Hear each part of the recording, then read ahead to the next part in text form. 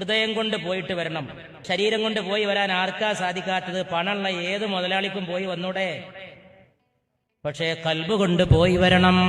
ഉള്ളറിഞ്ഞിട്ട് നിൽക്കണം. ഉള്ളറിഞ്ഞിട്ട് കഅബയെ തവാഫ് ചെയ്യണം. കഅബക്ക് തവാഫ് ചെയ്യുന്നവർക്ക് പ്രതിഫലം, കഅബയുടെ അടുത്ത് നിസ്കരിക്കുന്നവർക്ക് വേറെ പ്രതിഫലം, കഅബ വെറുതെ കണ്ണുകൊണ്ട് നോക്കി നിൽക്കുന്നവർക്കും അല്ലാഹു പ്രതിഫലം ചെയ്യുമെന്ന് പരിശുദ്ധ മുഹമ്മദ് മുസ്തഫ.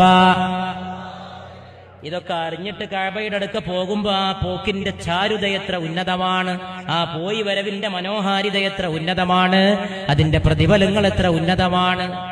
മൗനമായിട്ട് നിൽക്കണം, പറയേണ്ട പോലെ പറയണം, ചൊല്ലേണ്ട പോലെ ചൊല്ലണം, അല്ലാഹുവിനെ ഓർത്ത് വിതുമ്പണം, അല്ലാഹുവിനുള്ള പ്രാർത്ഥനകളാൽ നെഞ്ചുരുകണം. ആകാശങ്ങൾക്ക് മീതെ ഒരു തമ്പുരാൻ, ഉത്തരം ചെയ്യുന്ന ഒരു തമ്പുരാൻ, താഴെ അവന്റെ നിസ്സാരക്കാരനായ ദാസനായ ഒരടിമ. ഈ അടിമക്കും ഉടമക്കുമിടയിൽ വിഘ്നങ്ങളില്ല, ഈ അടിമക്കും ഉടമക്കുമിടയിൽ തടസ്സങ്ങളില്ല.